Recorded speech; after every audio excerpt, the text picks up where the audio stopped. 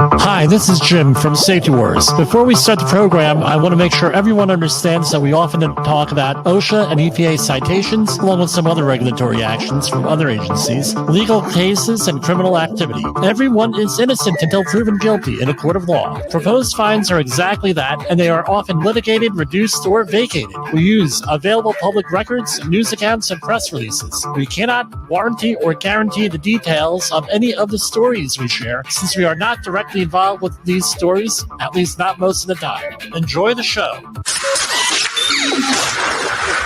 This show is brought to you by Safety FM.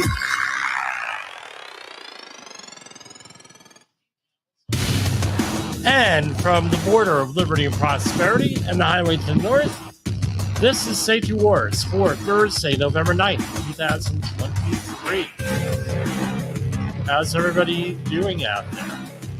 We're going to switch over to our introduction here. The new one together while the streams are kicking in right now.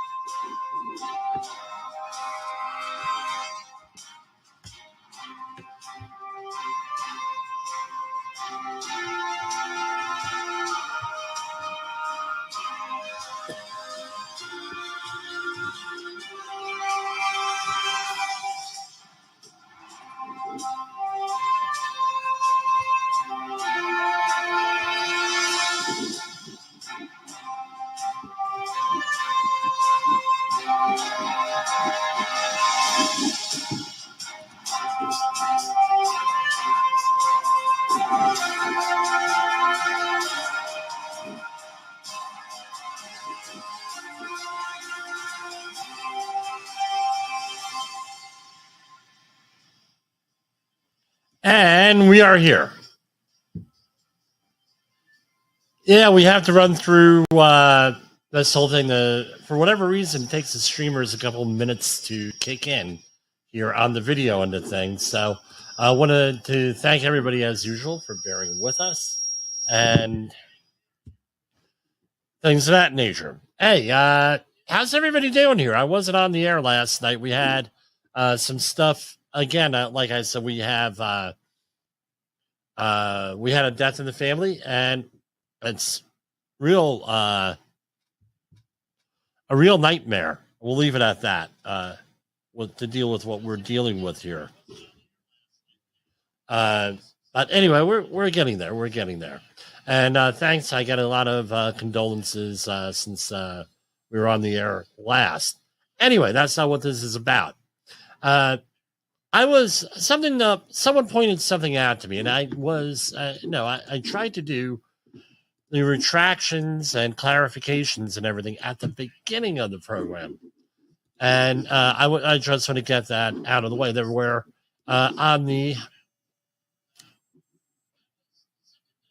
September 5th program, there was a little bit of a misunderstanding on what exactly the masks, right? For things, and the masks for COVID-19. And no, the impression that some people got was, don't wear the mask, they're useless. No, that's not what it is. It's all about safety and how we define safety. Safety is what? And we start this out at the beginning of every one of our classes that we give here. And you can hear us. 845-269-5772. At the beginning of all our classes, we talk about what is safety. So we're all on the same page. Is safety, because this is important, is safety the presence of controls, guards, safeguards, procedures, everything left of the bang. If we're going to use the popular thing now, the left of the blank. Then you have on the other end, behavior-based safety, traditional safety, where safety is zero accidents, zero illnesses, zero injuries, 0, 0, 0. And God forbid you should have one, because then you're an unsafe company. And that's how it gets played. And we all know my position on behavior-based safety. I was just talking to someone today on this on a conference call. It was a more or less along the lines of, hey, how can I help you type of conference call? And you could schedule that at safetywars.com for your initial consultation. And the person on the phone, who has the same name as my mother, and that's what piqued my interest, her husband is a safety consultant and also the head of a very large safety company. Not safety company, pharmaceutical company, one of the corporate directors. And basically I said, look, when you get into the behavior-based safety mode, often what happens is, especially when you're dealing with people in beginning to mid-career, hey, my people are not working safe and therefore it's your fault. That's how therefore it's your fault, the safety person, and therefore the safety person gets all vindictive and says, hey, that's the worker's fault. They're not doing what I need to be done, blah, blah, blah. And we get into that with the introduction to safety. Obviously, introduction to leadership that we talked about a couple weeks ago, where people are like, well, how do I get people to do stuff if I can't do it? And it's a complete nightmare. So again, with the masks, getting back full circle, the masks are part of your overall COVID strategy. That's how I approach things with that. And people hold it against us. I'm going to do a share screen.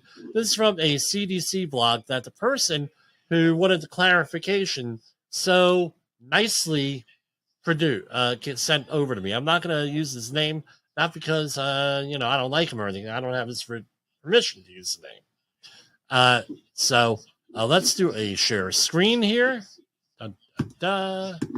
And here we have, and I'm going to go to this view so people can actually see the thing a little bit better. How do filters collect particles? Right? Now, if you're a safety professional, this is what you want to really include in your safety training, because I've never found all the information in one place. It was really nice to see everything in one place. As my former mentor, Jeffrey Olcott, used to say, this is like gold, right? So, rest in peace, Jeff. Anyway, filtration mechanisms here. And let me see if I could zoom in. How do filters collect particles? And this is for air. Inertial impaction.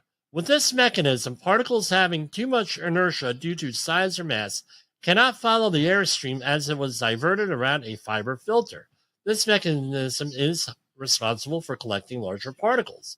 Interception. As particles pass close to a filter fiber, they may be intercepted by the fiber. Again, this mechanism is responsible for collecting larger particles. Then you have diffusion.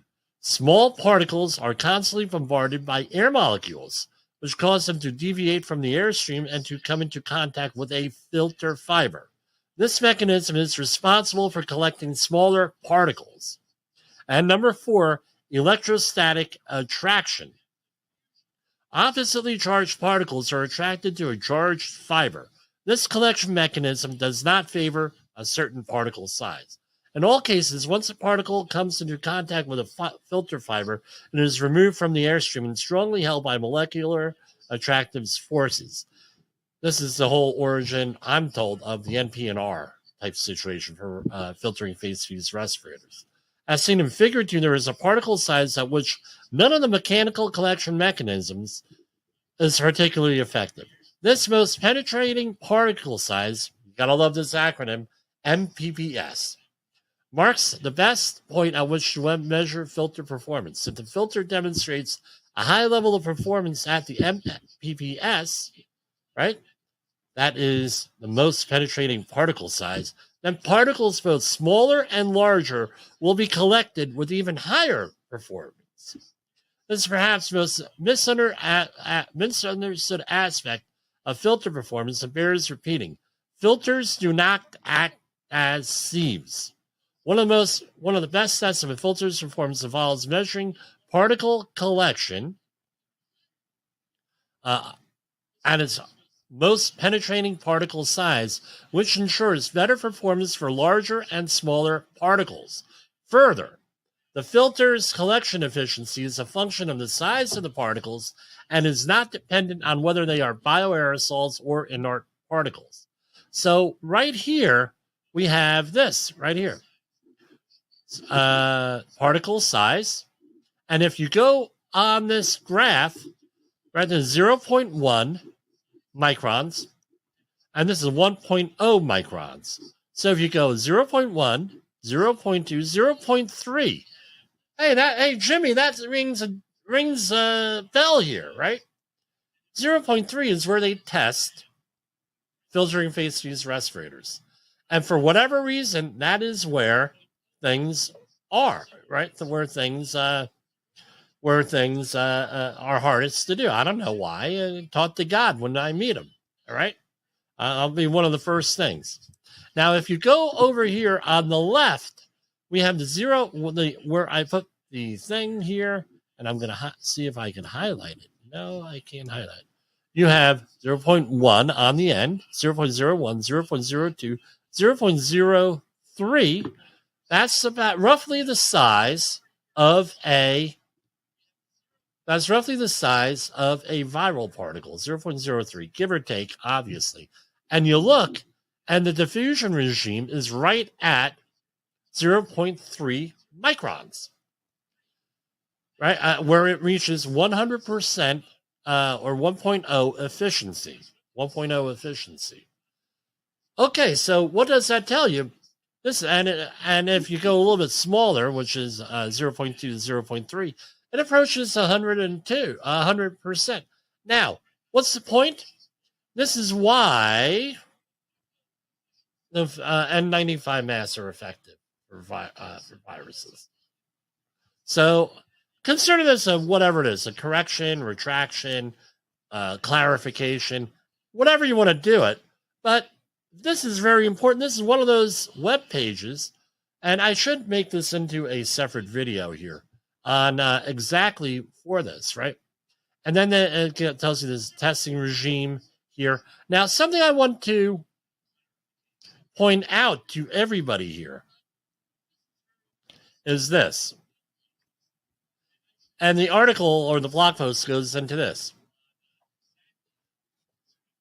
For this to work, right, this is all done under laboratory conditions. For this to work and for respirators to work, they have to be used 100% of the time. They have to fit right. So you have to be medically fit to wear them.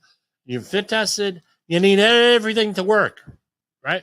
So this is why when you go down with the hierarchy of controls that we're all worried, we're all concerned about, elimination, substitution, engineer, administrate, and PPE. PPE is on the bottom because if you're going to rely on PPE for anything, COVID, for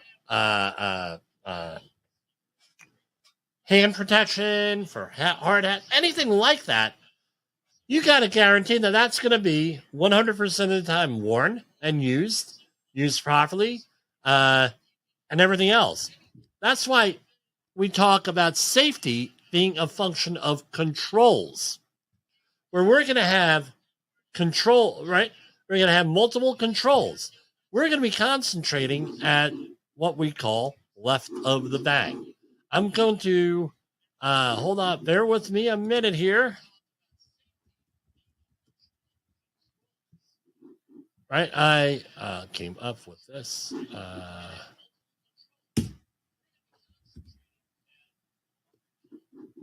So here we have here.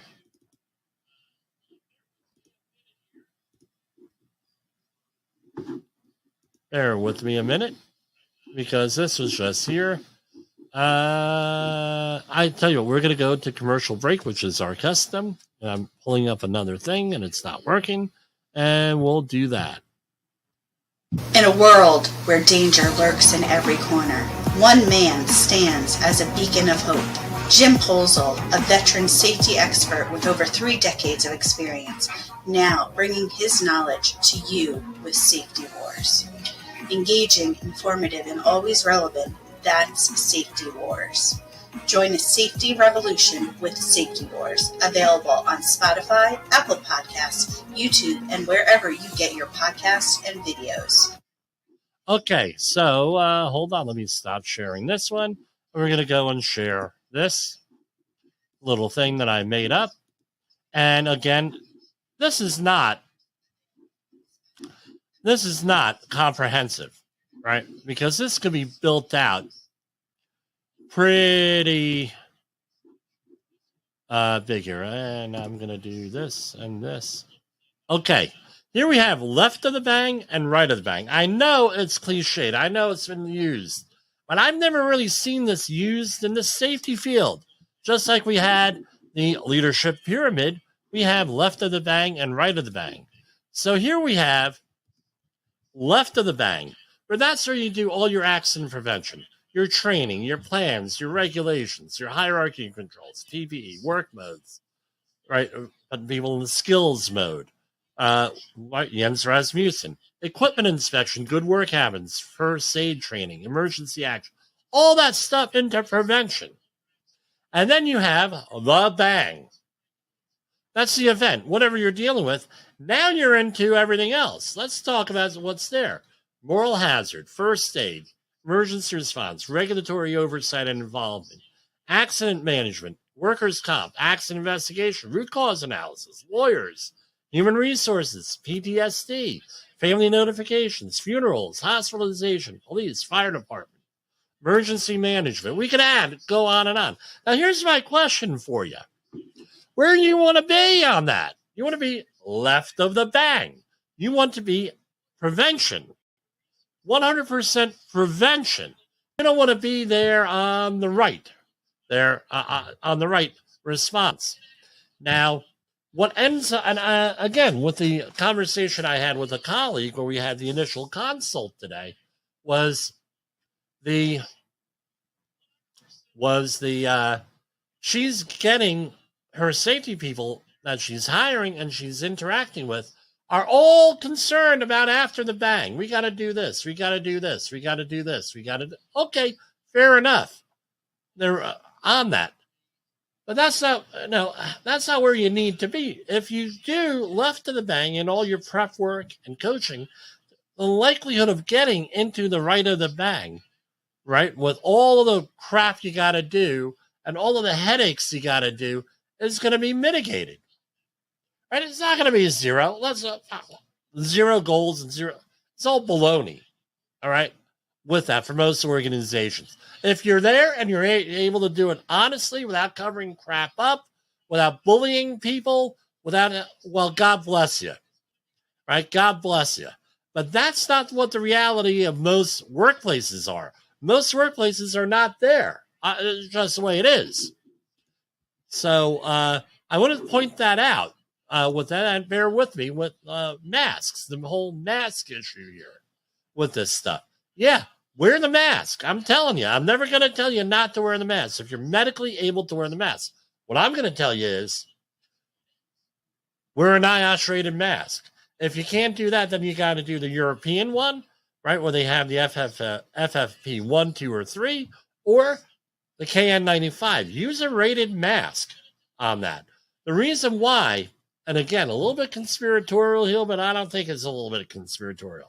Two reasons why they didn't say right off the bat, or you got conflicting information, then one person denies it, and then it's on video, they just say it, and then go back and forth, is that they didn't have enough, because in 2010, they decided that we're not going to fund this anymore, so they didn't have any respirators. They being the federal government. And people like me screaming and yelling about disaster prep, screw it, don't have to do it. Now, number one, they didn't have them. Number two, guess what they would have had to do if they said, hey, everybody go out and wear a NIOSH-rated respirator. Then you have to do training. Then you got to do fit testing. Then you got to do medical clearance. And then you got to do all the other stuff under the 1910-134 standard in the workplace, and they weren't prepared to do that. But again, let's say that you were a private employer and you had a airborne biological hazard. Are you going to go out there and say, oh, yeah, use a face covering? I mean, you talk about lawsuits, liability, and decredentialing. Oh, man. I mean, if you're in New York, you're maybe declared a confident person, and you may go to jail for that if someone gets hurt or killed. Guess what? Government does, it's fine. Now, this is the other one. This is going to be an I told you so here, I think. All right. Now, this is from dailymail.co.uk. I had mentioned this over 20 years ago. People said, Jimmy, you're nuts. I even spoke to the great Jim Gerhardt on New Jersey 101.5 about this when this was brought up sometime in the early 2000s, late 1990s, that there were rumors and there's all this stuff going on that, hey, DNA is being stored. People went to the other wars on the web, and he's been talking about this for years. So, hey, even a clock is right twice a day, as they say. By the way, clocks, you could have hands, right, and a stop clock, right? 24 hours of it going around and around, that sort of thing. If you're too young to remember what a clock looks like, your standard clock. But anyway, here it is from dailymail.co.uk, and it's published today. Stacey Liberatore for dailymail.com. Your baby's DNA is being stored for decades in government labs and can be used in police investigations without your permission. And New Jersey, again, ding, ding, ding, New Jersey 101.5. I was in New Jersey when I mentioned this. I was nuts. New Jersey parents are now suing for rights to their infant's blood.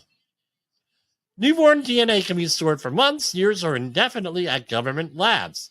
New Jersey police were found to obtain samples for a case without a warrant. Right?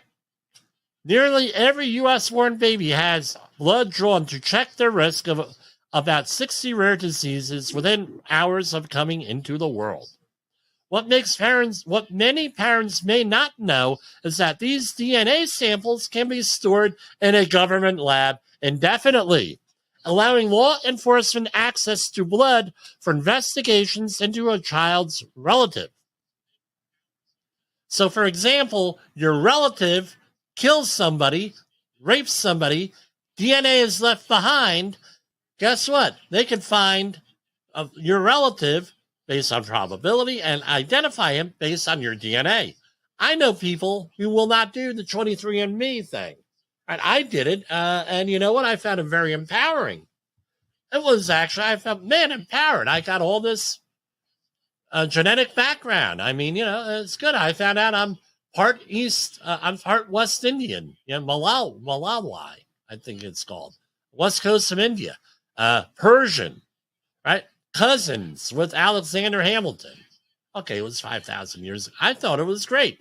But I know families that will not do 23andMe or anything like that because, why do you think? Because their relatives have committed crimes, they think, not convicted, but they'll be found out. And now they can do it because a 1996 cold case was solved last year after New Jersey police collected the baby's DNA without a warrant to investigate the child's father, grabbing the attention of some parents who are now suing state officials over its storage practices. Hannah Lavaglio, a resident of Cranberry and plaintiff, Cranberry is exit 8A on the New Jersey Turnpike. This is a true parent rights issue. This is their body. This is their property. Supreme Court has said that, by the way. So I think they're going to win here. Taken from them from 5 years of being a minor, right? And the state is not required to give any justification. New Jersey can store samples for up to 23 years, while others like California, Massachusetts, and Maine are indefinite. Let me share this one with everybody here. Right? We're going to share this one because there's a nice little diagram here on this. So here we have the diagram. Let me go back and boom. Okay. So less than 6 months in some states, and then getting into the black, the red is much more indefinitely. Something interesting, guys. Yes, it is something very interesting. And again, we're told, and this is conspiracy theory, we're told this is all a bunch of horse groovno. Oh, yeah. Now, guess what? Here we have Nancy Carney as a spokesman for the New Jersey Department of Health, which includes the Division of Family and Health Services, told DailyMail.com. The New Jersey Department of Health does not comment on pending litigation. Oh, I tell you what. This is the oldest story in the book in New Jersey. Oh, yeah. Guess what? There's problems somewhere. We're going to go and we're going to do an investigation. And guess what? We do not comment on pending litigation or investigation. Oh, yeah, this way. And then hopefully, because what we also discussed on this program, the issue attention cycle, they're going to wait it out 5 years from then, hoping that you're going to forget about this. This is going to be one of those things that we're going to keep an eye on here on Safety Wars. So, anyway, going on, and, nurses fill 6 spots on a blah, blah, blah. Okay, great. Most states have stored DNA since at least 2001. California, what a big shock. I'm shocked. Began storing samples indefinitely in a state-run biobank in 1983. So, okay, the other people were off by 10 years, 13 years. Wow. Let's see if I know this first. They got a nice picture of her. Hannah Lavaglio. You know what I'm going to do? I'm going to go to Facebook and see if she has a Facebook profile. Because I may know her. Because I used to work in Cranberry, New Jersey. A lot of the stories come from when I used to work in there, right? So here we go. Okay. Let's see. I'm sorry. I'm not really supposed to do this on there. Screw it. It's my show. Okay. Hannah.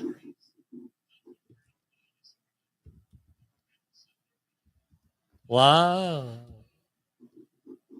From New Jersey. Lalov.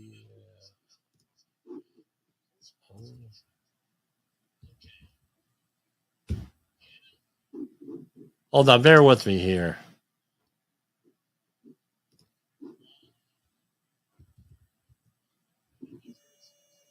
Okay, well, here it is. Okay.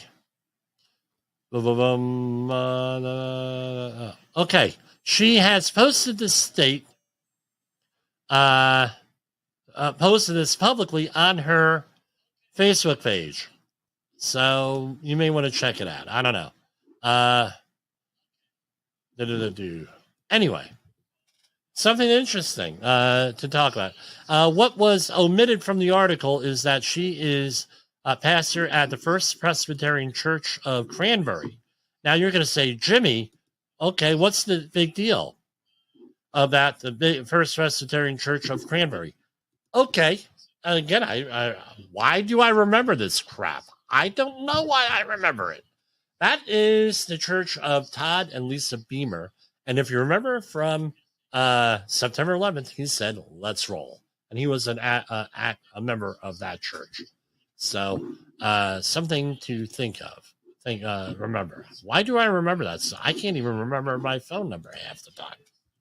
Anyway.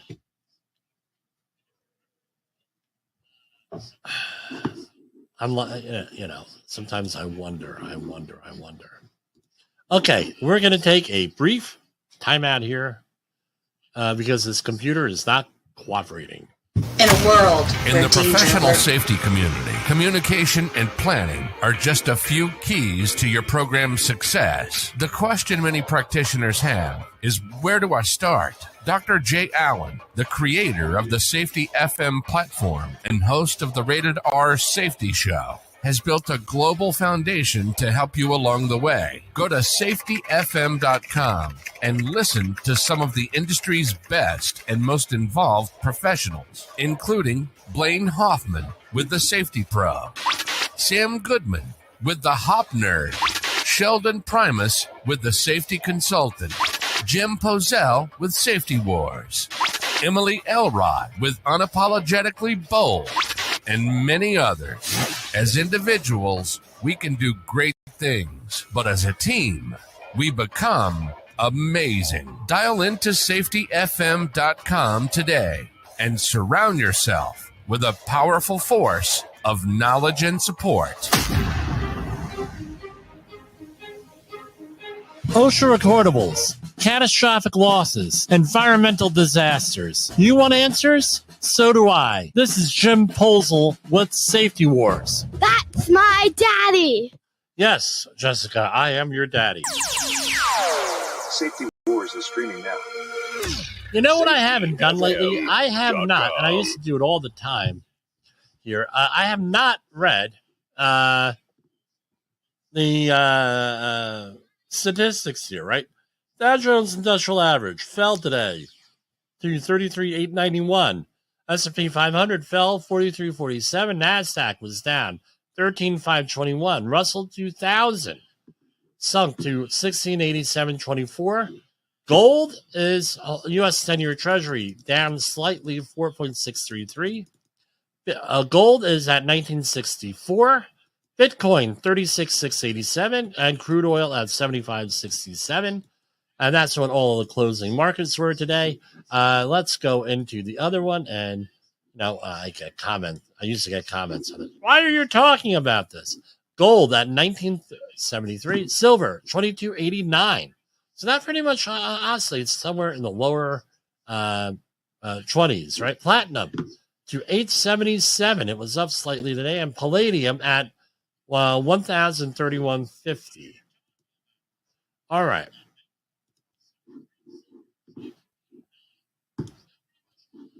All right. What else we got here going on today?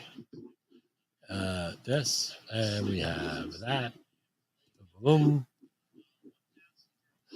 This is from some of the press releases that are out there from the Centers for Disease Control. Today, EPA Agency Administrator Michael S. Regan, Secretary of the Interior Deb Haglin, Agricultural Secretary Tom Vilsack, and Directors for Centers for Disease Control and Prevention Mandy Cohen announced a Memorandum of Understanding, that's MOU, to further their joint work to protect communities from impacts of wildfire smoke while promoting land management practices that reduce the risk of large and severe fires. Now, this goes in with everything, right? We just finished Fire Safety Month. Okay, they're always talking about climate change, and the climate change gets blamed for everything here. But again, how are you preparing for that?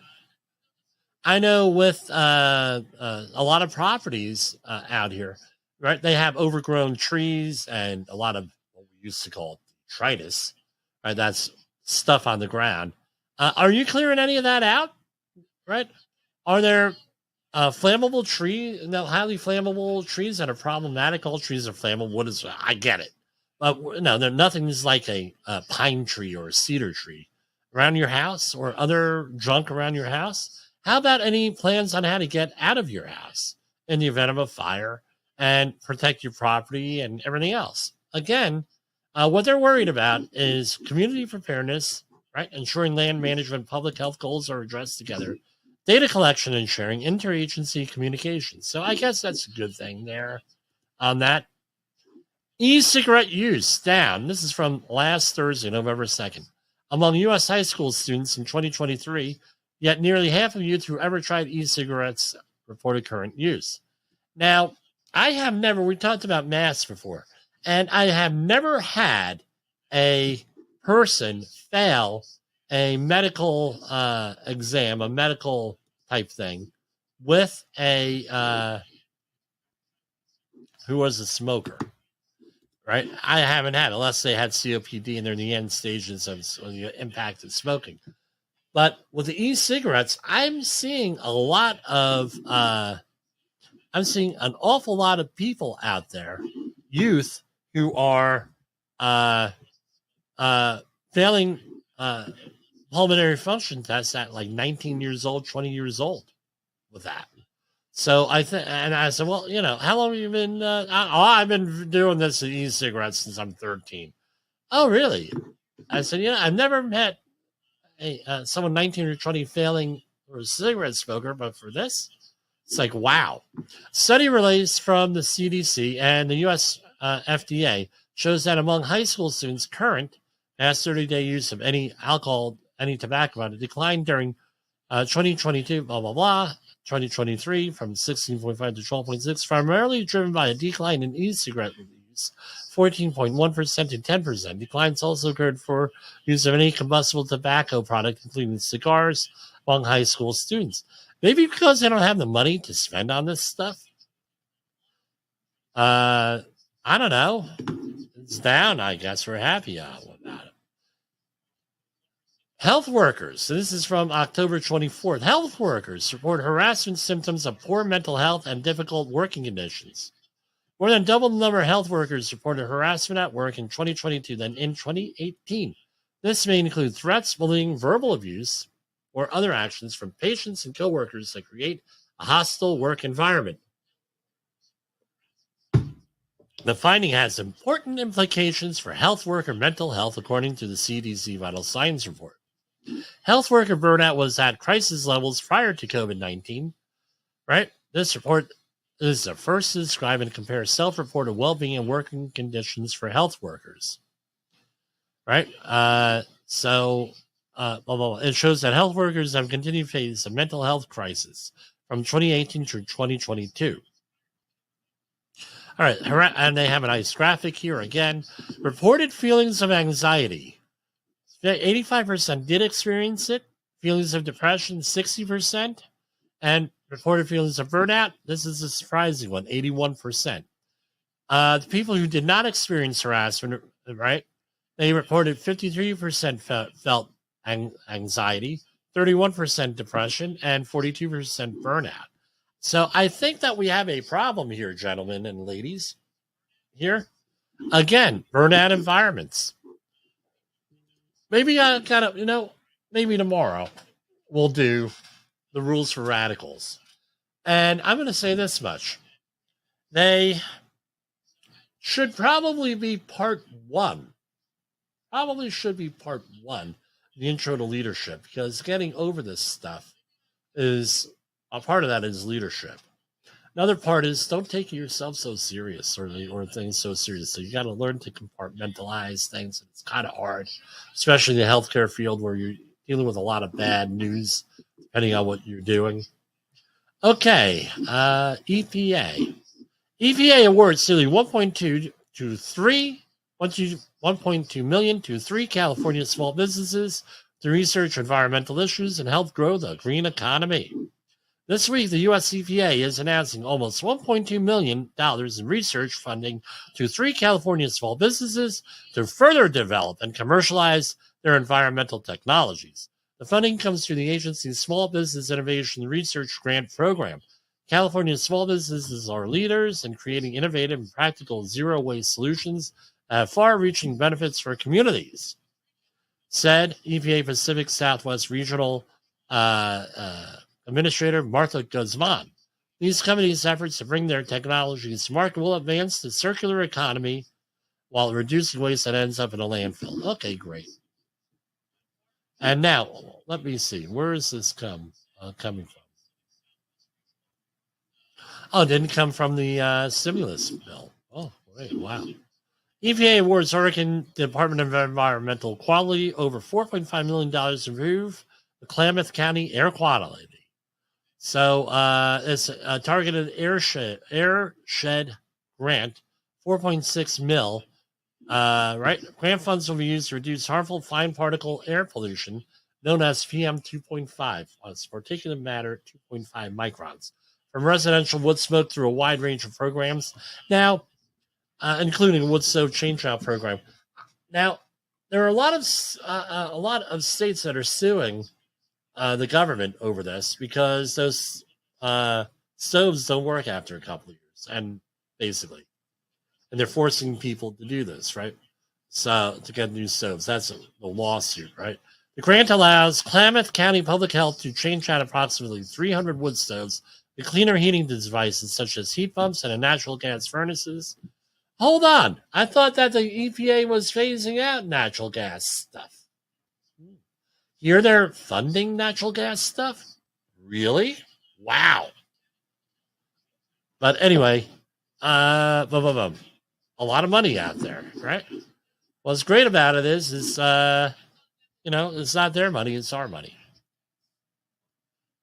EPA finds St. Louis scrap metal facility for alleged Clean Water Act violations. A recycling company of St. Louis, Missouri will pay $68,000 in civil penalties to resolve alleged violations of the Federal Clean Water Act. According to the U.S. EPA, the company failed to adequately control stormwater runoff from its scrap metal recycling and processing facility. EPA says that these failures could result in illegal discharges of pollution to the Tennessee River. Okay, great.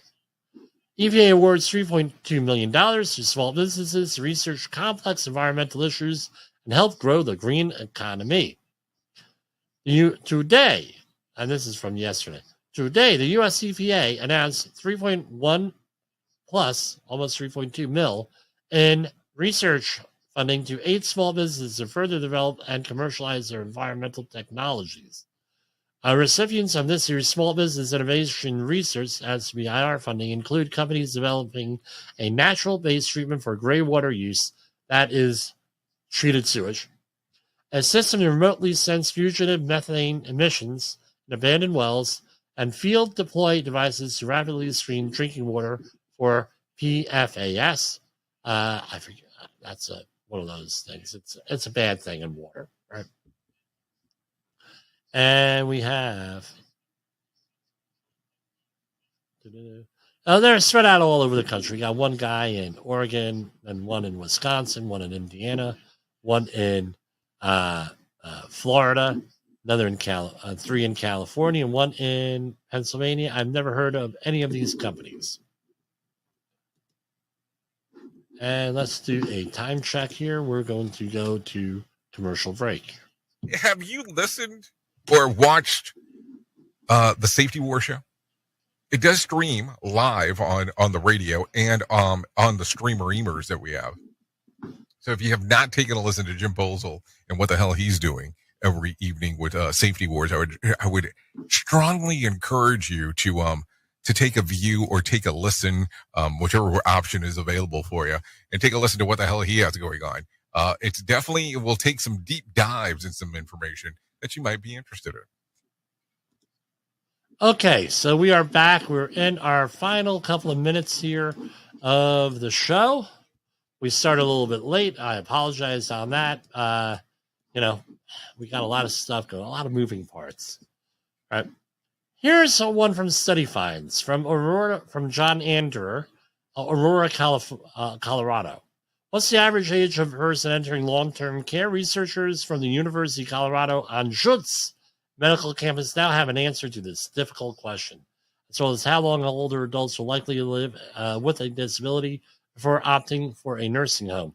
Turns out the number is now 84 years old, usually preceded by months of both severe disability and escalating caretaking by the person's loved ones at home. I tell you what, once you get up there in years, you got to consider this stuff here and the costs and what you're going to do with this and what the appropriate thing to do is with that. And I'm going to say this much also. If you're a religious person or whatever, I would check what your denominations or your branch of religious, whatever your affiliation is or anything like that. I would check what their guidelines are, because the churches and synagogues, I'm sure the mosques and temples and everything else that are out there have stuff in place already for this. That's a good place to start. Another good place is your financial planner, and start early on that.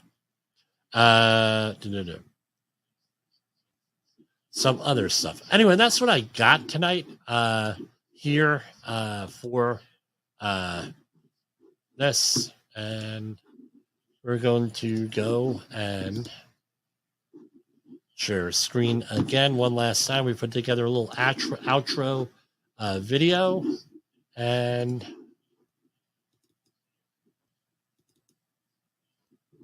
let's see. We will...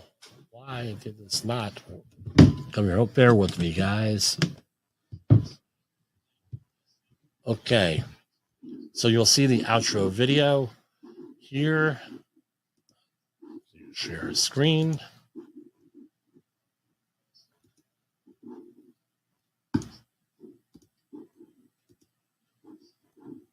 And we'll be seeing you tomorrow night here. And we'll see you.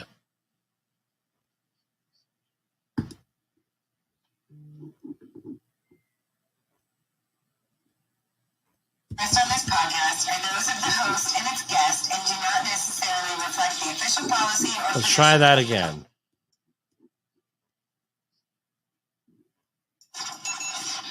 The views and opinions expressed on this podcast are those of the host and its guest and do not necessarily reflect the official policy or position of the company. Examples of analysis discussed with this podcast only examples. They should not be utilized in the real world as the only solution available, as they are based only on very limited and dated open source information. Assumptions made within this analysis are not reflective of the position of the company.